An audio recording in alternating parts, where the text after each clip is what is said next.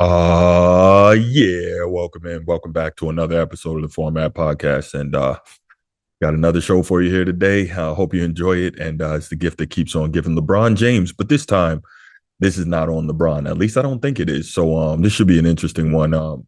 Hopefully you stick around for it and enjoy it. But before we get to that, you know what we got to do. If you haven't already, you're here on YouTube, please go ahead, click that subscribe, that like, and that notification bell. If you want the audio only version of the podcast, make sure you go ahead, open up your audio podcast platform, click the search button, type in the Format Podcast in that search bar, and we should come right up. Go ahead, like and subscribe there, and please give us that 5-star review if you enjoy the content. If you have friends, families, enemies, whoever, people you know that want to hear sports talk and hear a different voice and not just the same thing that you hear parroted all over the sports media, go ahead, tell them check out the Format Podcast. Definitely would appreciate it. You do that, we rise in the algorithm, helps more sports fans find us, helps us find more sports fans. So let's get right to it. All right. Kyrie Irving is a very, very interesting guy. He's played on, what's this now, 4 teams since he's been in the NBA. Obviously won a championship in 2016 with LeBron James in Cleveland after being a #1 draft pick and kind of lounging in mediocrity there for his first couple seasons. And LeBron comes back and they go to 4 straight finals, including winning the championship. At that point, he's basically had enough, says he can't deal with it. There's all kinds of stories coming out of Cleveland about Kyrie pretty much being a malcontent, not talking to teammates for weeks at a time, that kind of thing. Of course, you have the whole flat earth story, blah, blah, blah. I'm not going to get into that because that has nothing to do with him as a basketball player. Then he goes to Boston. And basically he's there for a couple years. Boston with those with that young core at the time. Well, they're still a young core, but at the time, Jason Tatum and Jaylen Brown, guys are really young, end up getting to the conference finals without him, and they end up being about 7 minutes away from beating LeBron James and going to the finals. But you know, at that time they just weren't ready yet, weren't good enough. Anyway, Kyrie gets hurt there, and when he comes back, the Celtics aren't as good with him. He ends up leaving. There's a whole bunch of stuff behind the scenes going on there as well. Then he goes on to Brooklyn. He's in Brooklyn with his buddy Kevin Durant. Convinces Kevin Durant to go to Brooklyn. Originally, the prevailing thought was that Kevin Durant was going to go to the New York Knicks, but Kyrie says, nah, let's go play for the Nets. That happens, and then you know all the stuff that went on with Kyrie in Brooklyn.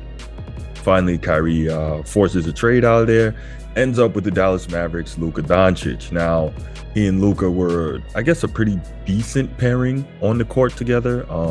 He averaged about 26, 27 a game in Dallas. Luka got his numbers, fantastic. But they didn't make the playoffs, so it was kind of not the best fit because you have 2 very ball-centric guys who can score the basketball, who can pass the basketball, but don't necessarily work well together. Neither of them are outstanding defenders. Realistically, neither of them play much D at all. And, you know, both of them, again, are very ball-dominant guys, so it's very hard to put 2 dudes like that together. Now, this past playoff season, Kyrie Irving was spotted at the LA Lakers games in the front row or courtside or whatever you want to say on multiple occasions. And the speculation was coming that maybe the Lakers would work out a trade and bring Kyrie from Dallas to Los Angeles. Now, the whole thing with Kyrie was that he wants a max extension, which is part of the reason he wanted out of Brooklyn.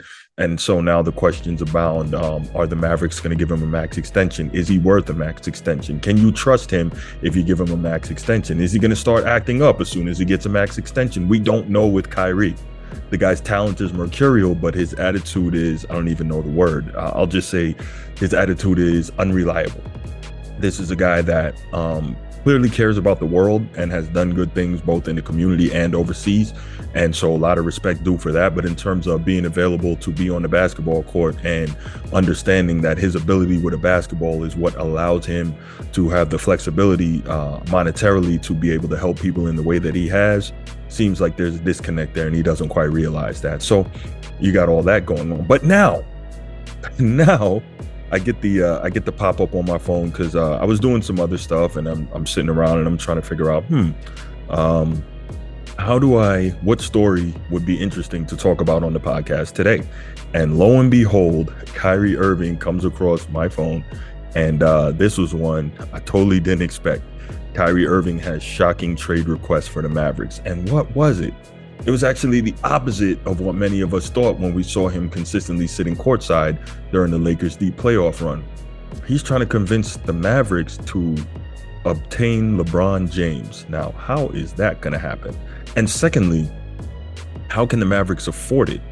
And on a tertiary level, beyond affording it and making it happen, how does that work in terms of LeBron James, one of the most ball dominant players of all time? Now, in fairness to LeBron, we saw a shift in him this year, specifically after he got the scoring title and then returned from injury.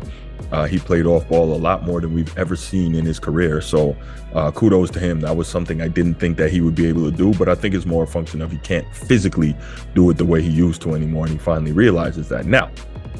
So you got LeBron James, one of the most ball dominant players of all time. Then you have Luka Doncic, arguably the most ball dominant player in the modern NBA. And you have Kyrie Irving, another ball dominant player. So this is insane. So I'm wondering, how does Kyrie Irving think, even if the Mavs could pull that off, that something like that could work? I don't get it. Really don't get it. What, are you gonna have 3-point guards on the team? Like hot potato? What are we doing here? Now, the only thing I would say that maybe would be the benefit to LeBron James with two elite scorers like Luka and Kyrie, maybe that would enable him to keep his minutes down a lot more than he did during this playoff run and during the end of this past season with the Lakers. And in fairness, at 38, going on 39 years old, and with all the minutes on his body, even though they've tried to convince us for years that he's some Terminator or Superman or Iron Man or whatever it is you want to call it, right? His body simply can't keep up with the energy expenditure the way it used to. And we see it. If you watch the Lakers play, you see that he needs to do it in spurts and he's got to take time off. He had that incredible, miraculous, and yes, I'm saying it, incredible and miraculous first half in the closeout game 4 of the Western Conference Finals, where he comes out, he gives you 30 in the first half, but that was it, right? And it's funny because I'm watching that game, and my brother's a big Lakers fan, shout out Mark, and so we're texting each other, and I'm telling him, LeBron is playing incredible, but he's going to go in there and he's pretty much going to freeze up. And when he comes out of the locker room, he's not going to be able to get this thing going again. I think when you're at that age and, you're really in a groove, but you're expending that energy, you got to keep going, because once you stop, it's hard to ramp it back up again, right? And that's exactly what we saw in the second half. LeBron wasn't really able to contribute, not in the same way that he was in the first half of that game. So he ran out of gas. And we've seen that more and more. And again, in all fairness to LeBron, this guy's logged a tremendous amount of minutes.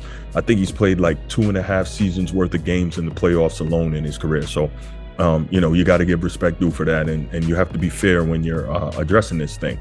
So anyone would feel the burn of that, and so it's very difficult for him. But in a situation like that, if he went to Dallas with Luka and Kyrie, the fact that those guys are still young, those guys can still play a lot of minutes, those guys can still produce offensively at a high level, maybe that would mean that LeBron wouldn't have to. But regardless, here's the next question. Kyrie says that he wants, the rumor is that Kyrie, is talking to the Mavericks about trying to make this happen. What does that mean for Luka Doncic? Because we know that he is the Mavericks' future. He is the Mavericks guy. Now, if I'm the Lakers, there is no way on earth that I'm letting a LeBron James go, not necessarily because he can carry you to championships anymore, but because of the money that he generates, whether it's ticket sales and butts and seats, or whether it's apparel sales, etc. There's no way I'm letting that guy go without trying to get Luka Doncic. No way. And if I can't get Luka, which we know Mark Cuban is not going to give up Luka and his future, which, it's clearly to the ceiling. We're not gonna, I should say his ceiling is beyond to the sky, I should say. But if you're Mark Cuban, there's no way that you give up Luka for LeBron for 1, maybe 2 years, right? That would just be stupid. So I'm wondering, what is Kyrie thinking, and did he even talk to Luka about this? How does Luka feel about this? Because I tell you what, if I'm Luka, I'm pissed, because number one, I wouldn't have wanted Kyrie there in the first place. Second of all, Kyrie and LeBron James, I don't want the drama that comes with LeBron. I don't want the circus that comes with LeBron. I don't want to be fighting over the basketball. I don't want any of that. This is my team. I've been carrying it. Now, if you're going to give me one, like a second-tier star, not another superstar, but a second-tier guy, and then quality role players around me, yeah, we make that work.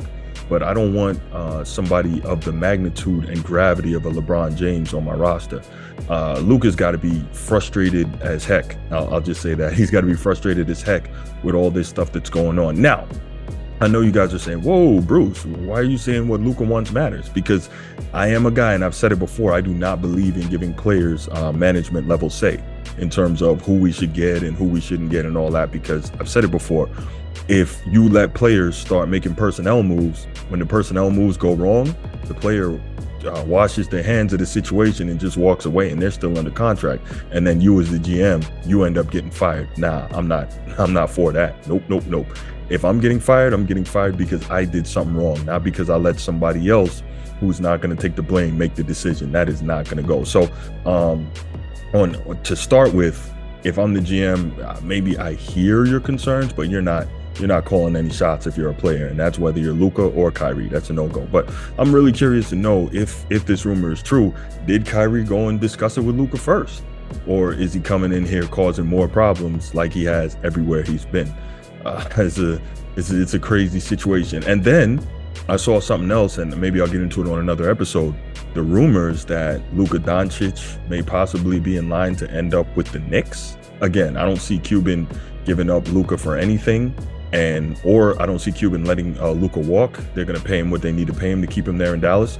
But it would be awesome to see him in a Knicks uniform. But I guess it's the same thing we hear every time there's a big free agent available, that the Knicks are going to make a run at him. But for whatever reason, the big free agents just don't end up in New York. The last big name guy, truly big name guy that ended up in New York was Carmelo, and that didn't yield the championship. But this I can say, and I know I'm digressing a little bit, but this I can say, any elite player who goes to New York, or any player who goes to New York, period, and delivers the Knicks a championship, they will not be New York royalty. They will not be NBA royalty. They will be basketball royalty forever. Because the Knicks are one of those teams. Number one, of course, we know New York City, biggest media market in the world. When you do something in New York City, it's magnified, 10,000 times. See Jeremy Lin, right? Linsanity.